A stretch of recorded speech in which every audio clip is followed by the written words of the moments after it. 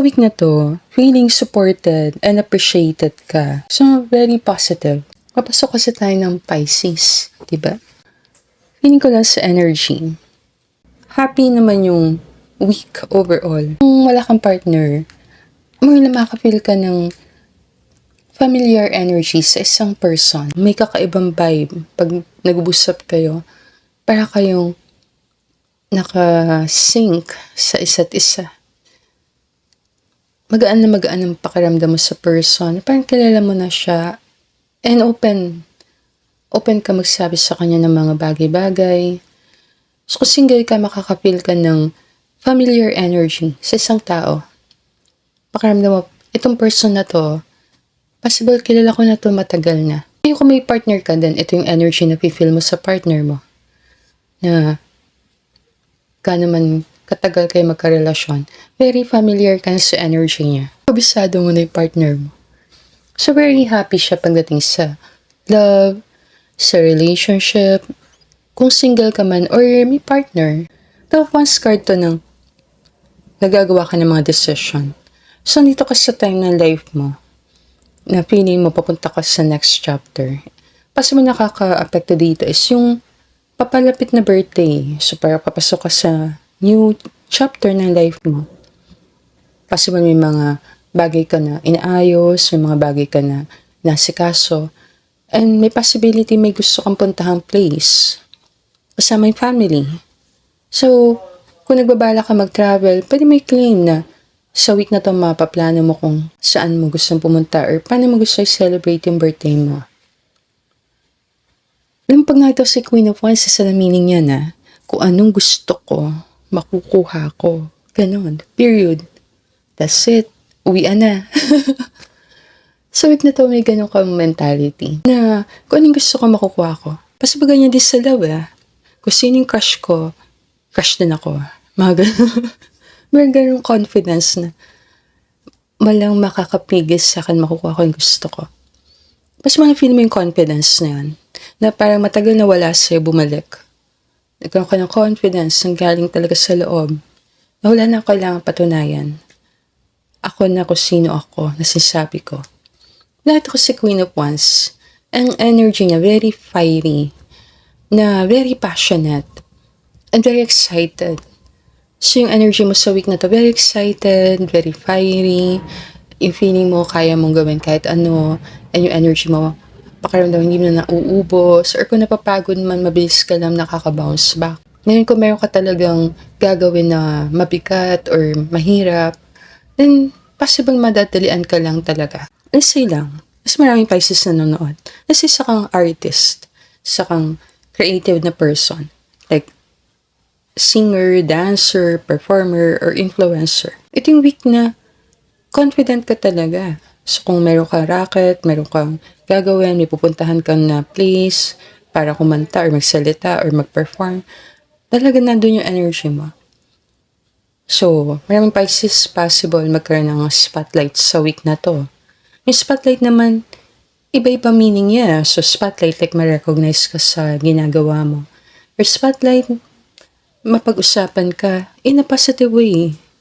Or spotlight, pwede din siya na mag-level up yung ginagawa mo sa social media, kung lagi ka nagpo-post, or gumagawa ka ng content, papansin mo, dami ko ng views. Mga ganon. Ginulat ka na sarili mong page, mga ganon. Pagtitignan kita. Alam mo yun? Pagtitignan mo yung mga pages sa mga content creators sa madadami mga views, diba? Nakaka-amaze, nakakatuwa, diba? Nakaka-curious. Tapos pagpunta mo sa page mo, ganon na ganun nakikita mo. Alam mo yan. Darating yung moment na yon. Dumarating yun sa lahat ng mga, mga content creators sa social media. Darating yung moment na yung transition. Nandito ka and then dito ka na. Yung nandito ka and then lumipat ka. Mangyari yon. And think ko yung moment ng realization na pag dumating yun sa'yo na, eto na, this is it. Nandito na talaga ako sa moment na to na hindi na ako sa level na to. Dito na talaga ako sa isang level. So maraming Pisces makaka-experience na level up. Na hindi na ako yung dating ako. Iba na talaga ako ngayon. Nagbago na talaga ako. So feel na feel mo yung pagbabago. feel mo yung transformation. So, maganda siyang week for family, personal. Maganda din siya sa career. Kung balak mo mag-travel, possibility makapag-travel ka is mataas. Kung may binabalak kang bilhin, mataas ang possibility mabili mo. Kung may wino-work ka na more kailangan ng mga tao, kung meron kang level ng influence, na marami kang mga tao na marireach. Hindi nandito sa lugar kung nasan ka. Possible, kahit overseas. Ngayon yung 3 of Swords, meron ka pa rin mapipil na disappointment. Yes, hindi mawawala yan ah. Kahit nangingibabaw na happy ka, masaya ka, excited ka, madami ka nagagawa, may mga konting disappointment. Possible connect pa rin ito sa love. Like, meron ka expectation sa partner hindi dumating or may expect ka na mangyari hindi nangyari. At ang 3 of Swords as pain, heartbreak. So, mga misunderstanding, pwedeng tampuhan niya sa partner. Ngayon, kung meron ka talaga mabigat na problema dinadaanan, pwede mo piliin na tingnan pa rin yung mga positive na meron sa life mo.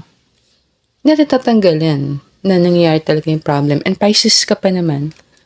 Pisces kasi very dreamy energy. Alam mo yun? Very sensitive din. So, matampuhin mga ano mo yan? Maawain. And very emotional. So konti lang masabi yung partner, sasaktan ka na kaagad.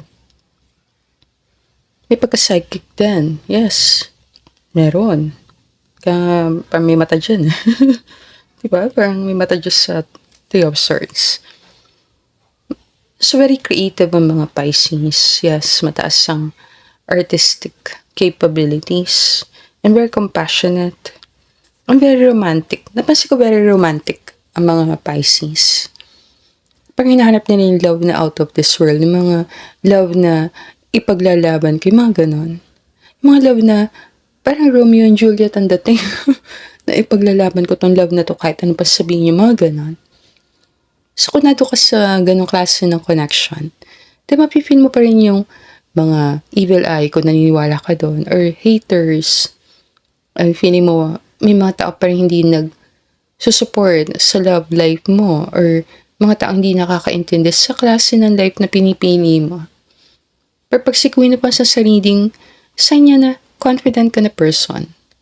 So kahit ano pa sinasabi nila, nakikita nila or mga binabato nila sa direction mo, hindi mo naman pinapansin. Pero wala na ako as sa reading Pisces.